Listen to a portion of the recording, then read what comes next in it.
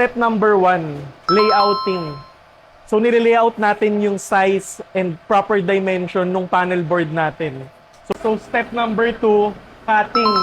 So, dito na kinakat yung metal sheet natin.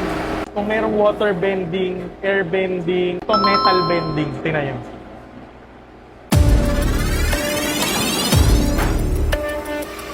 Diba? Metal bending.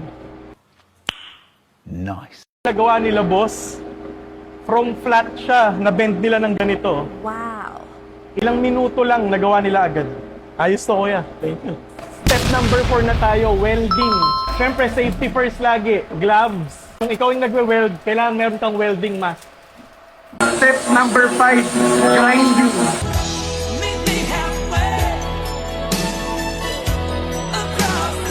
Ay, pang grinding pala to.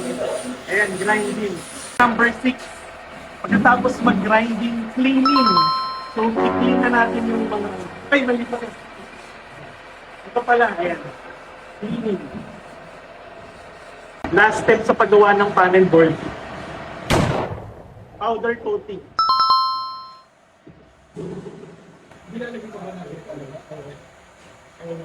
Dito niluluto yung bagong powder coated. Hintayin natin maluto, tapos paglabas, kainan na. Ay, tapos na ang fabrication.